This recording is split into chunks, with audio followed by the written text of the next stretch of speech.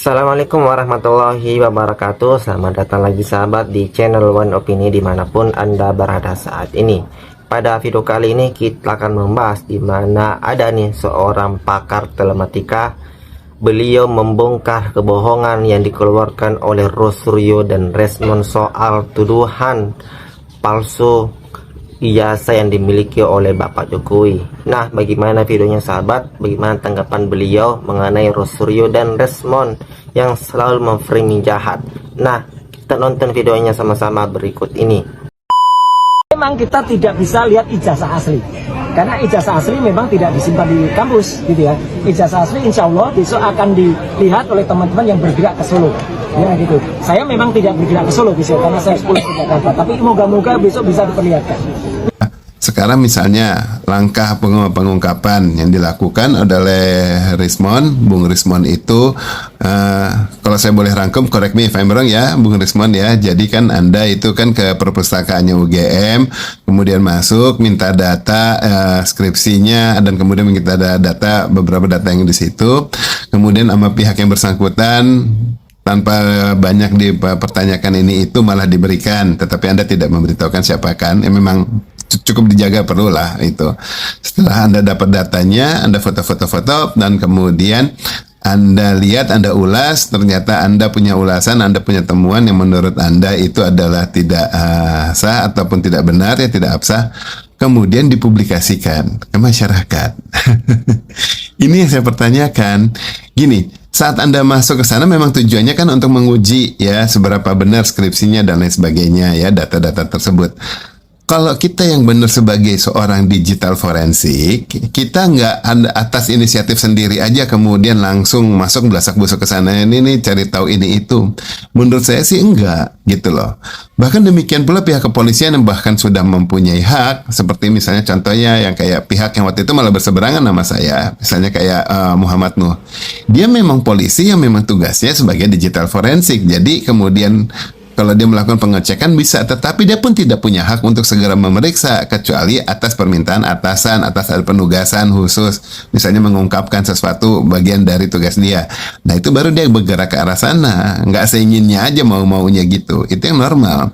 Dan kita-kita yang sipil, termasuk saya dan Resmond dan Roy, kita ini kan melakukan digital forensik pada saat diminta bantuan oleh baik oleh hakim maupun oleh polisi ataupun pengacara, semuanya penegak hukum ya. Baru kita turun tangan melakukan pengujian. Nah, kalau tanpa diminta yang berwajib, tanpa orang pihak hukum, berarti apa yang kita lakukan itu menurut saya melanggar hukum. Karena kita menjadi orang sipil biasa, cuma memang mempunyai kemampuan untuk melakukan penelusuran, untuk melakukan pengujian digital, dan lain sebagainya.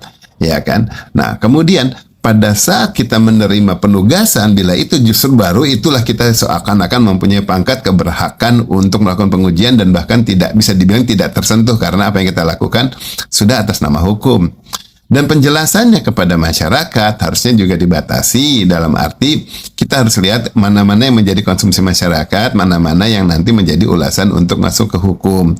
Hal itu yang sering saya selalu ungkapkan, ya selalu istilah saya jelas sekali, saya bilang apa yang saya jelaskan selalu adalah nanti kalau yang demi hukum itu secara penjelasan hukumnya itu selalu demi hukum dan hanya kepada orang hukum. Jadi kalau sekedar pengacara aja atau siapalah dia seorang penegak hukum bahkan polisi yang nanya, tetapi itu bukan demi hukum dalam arti bukan untuk penugasan, tidak ada suratnya, kejelasan surat tugas dan kemudian bukan di pengadilan, saya nggak akan menjawab yang kayak gitu. Nah kalau ke media yang saya jawab juga hal-hal yang umum, bukan hal-hal yang mendetil. Karena tetap yang namanya ketenangan publik ya, ketentraman publik itu tetap harus diutamakan. Jangan sampai yang kita ungkapkan hanya sekedar isu-isu dan kemudian penguatan hukumnya, dasar hukumnya nggak jelas, kemudian malah masyarakat jadi resah. Kalau saya sih menjaga diri saya kayak gitu. Ya itu kalau saya ya, saya sih biarkan Anda juga mau melakukan, kalian mau melakukan hal yang kayak gitu ya bebas-bebas aja cara pikirnya. Itu yang bagi saya kayaknya membedakan saya dengan Anda gitu loh.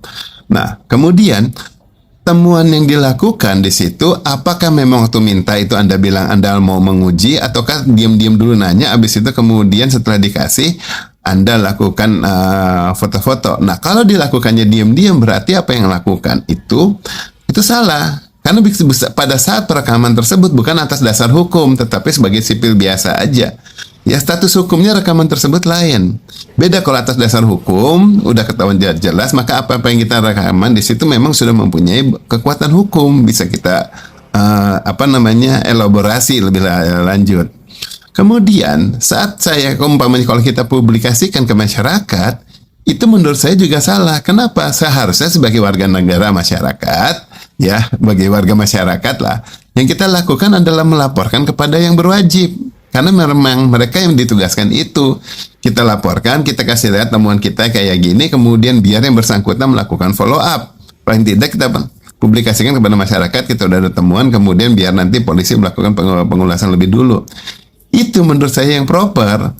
Well, kalau pernyataannya atau pemikirannya soalnya wah nggak mungkin percaya sama polisi, nanti malah ketunda lain sebagainya, berarti kita nggak percaya polisi, berarti kita nggak percaya hukum. Well, yang gak usah jadi warga negara Indonesia kalau kita nggak percaya sama polisi sih, menurut saya ya, gitu loh. Polisi aja percaya sama saya, percaya saya sebagai warga masyarakat, dan kemudian percaya saat minta saya untuk memberikan keterangan ahli, saya dianggap mampu.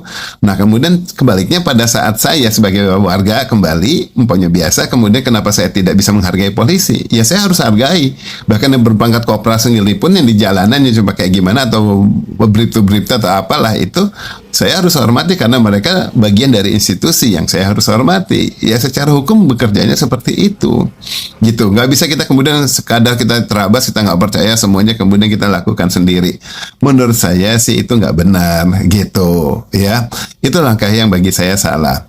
Nah, kemudian mengenai penjelasannya Roy Suryo, punten nih Mas Roy, ya Anda mengutarakan bahwa mengenai kebebasan publik ya untuk melihat data. Itu lihat kebebasan publik yang mana? Ya, publik yang dibilang bebas itu adalah pers, ya, kebebasan pers. Iya, undang-undang yang mana sih kalau menurut Anda kebebasan publik? Itu pers yang mewakili publik, ya kan, itu ada undang-undangnya dan ada penguatannya karena mereka mempunyai suatu tugas pengungkapan pada saat itu. Itu juga diminta sama atasannya. Bukan berarti anggota masyarakat siapapun bebas kemudian melacak-lacak membuka ini itu. Enggak lah, ada dasarnya semua.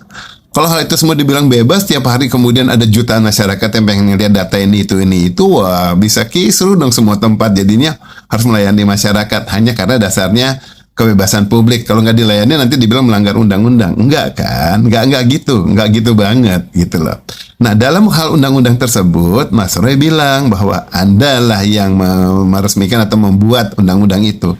Salah Mas Roy, salah banget, bukan Anda. Paling tidak bukan sendirian. Kalau Anda mungkin ada di komisi tersebut atau pernah diminta masukannya, itu kan berarti ada suatu kelompok yang secara kolegial bersama-sama tim untuk melakukan pengulasan data yang ada, kemudian diungkapkan, akhirnya dirangkumkan gitu. Nah, itu kemudian baru diumumkan kepada publik.